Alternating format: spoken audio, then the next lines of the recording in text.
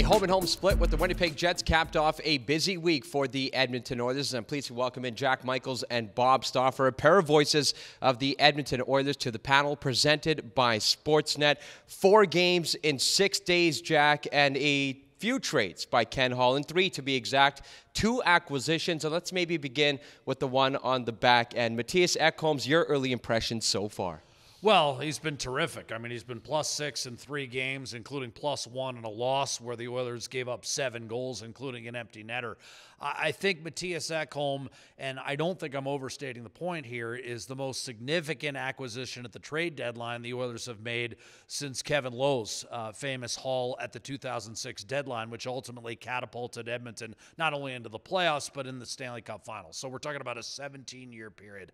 This has a chance to be that, Tony, not just for this season, but for the next 3 years. It extends and expands the window a little bit, not in terms of length of time per se, but in terms of depth of core. Now you add Ekholm to a Nurse, a Draisaitl, McDavid, a Nugent Hopkins, a Hyman. You've got another central piece. And what it allows Edmonton to do is slot its 3 defensemen on the left side, giving Nurse a breather in terms of always having to take the top line matchups. Now you've got Ekholm as a second pairing defenseman, and it allows Brett Kulak to essentially smother everyone else, on the 3rd and 4th lines. He's been playing top 4 all season long and acquitting himself quite nicely. Now he's got an advantageous matchup as well. The other thing it does, I think, is it stabilizes Evan Bjugstad and might allow him to expand the corners of his game, where instead of playing with a guy who actually has less experience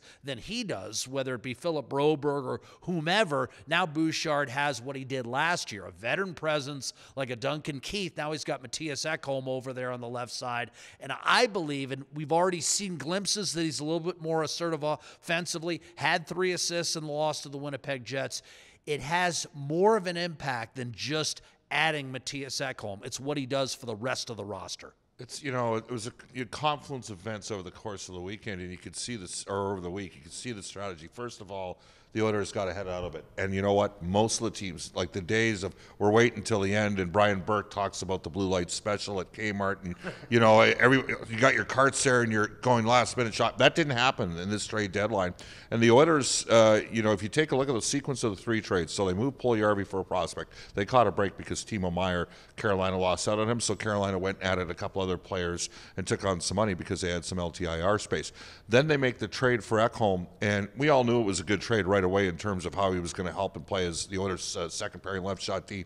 But they also got Nashville, a team that historically has not retained money, to retain 4%. Yeah. And that $250,000 they needed in the next deal that they did with the Arizona Coyotes to get Bjugstad, right? They got Arizona to eat half, and Arizona was a team that didn't want to take any money back. They wanted a clean deal for Jacob Chychrun.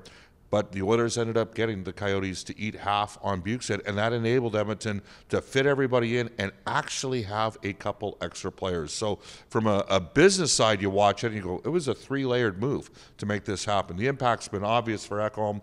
The Oilers clearly have a guy that's a legit top 4 defenseman with lots of playoff experience. I'm with Jack. We've already seen the benefit for Bjugstad 5-on-5. It's been upgraded, and the team responded. Watch how the team played.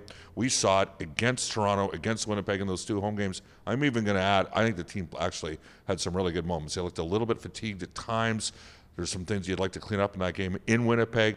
But the Oilers players showed their appreciation for the moves that were made as well, Tony. You mentioned Nick Bjugstad. Of course, he was the deal on the trade deadline day and played his Oilers debut on Saturday. Scores a goal in his Oilers debut. And Bob, listen, reading 6'6" on the roster sheet is one thing, but seeing it in person and seeing him pivot that 4th line is another. Well, Brian Lawton is a guy that did our show for a number of years. He's a former general manager of the Tampa Bay Lightning. He started Octagon's player agency, and Nick Bjugstad is with Ben Hankinson with Octagon, and he was on me 3 months ago and said, look, this guy'd be a very useful fit for your team.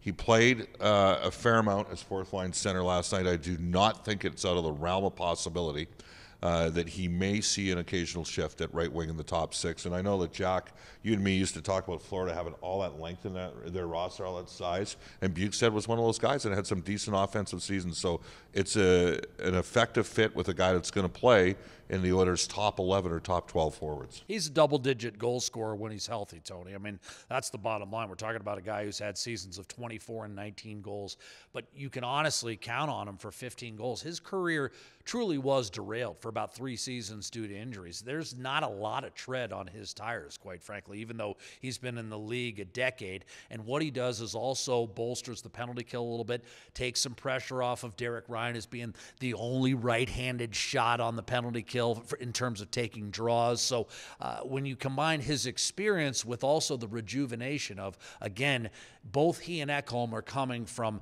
non-playoff scenarios into situations where they're thrust on a real contender, especially in the wide-open West. It's an open secret around the league. The West is there to be had. It's just who can push their nose over the finish line.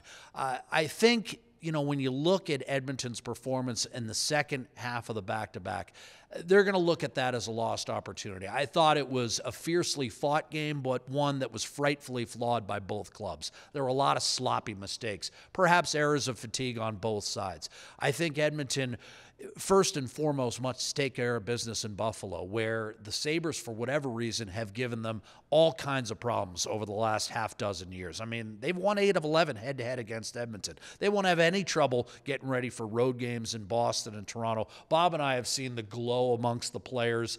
Look, it's still a world game, and it's not what it used to be in terms of 80% players, you know, Canadian players, and most of them out east. But there's still a bit of magic when you get guys in Toronto, and you know a certain guy, number 97, is going to be fired up to play. Yeah, we got a lot of guys from Ontario on this team. So, you know, I'm with Jack. I think it was a bit of a missed opportunity, and I do think the West clearly is wide open. And I think at the end of the day, through the trade deadline, Jack talked about the most impactful addition.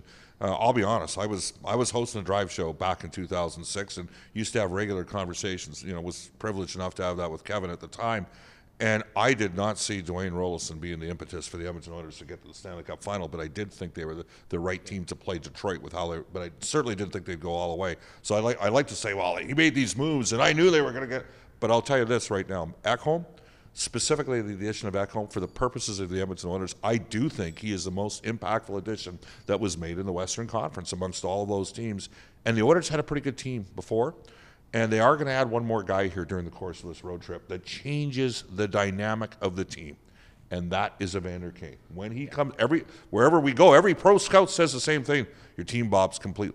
It's not my team, but he goes, the team you cover is completely different when Evander's in the lineup. So I'm looking forward to his reinsert, into the lineup. And I think we've got to state that Yamamoto's picked it up a little bit as well. And the Oilers are getting some good moments out of Ryan Nugent-Hopkins. He's having a wonderful stretch as well. The other thing, Tony, is it's been this time of year historically where Edmonton has made its push. And when I say this time of year, the last 15 games, and this is where Edmonton usually gets a bit of a lull in the schedule. And after this gamut that they're on, where Buffalo's always a tough matchup, and we know what Boston and Toronto can bring to the table as 2 of the top 6 powers in the Eastern Conference. But then you've got home games against Ottawa, a couple against San Jose, Anaheim, Arizona.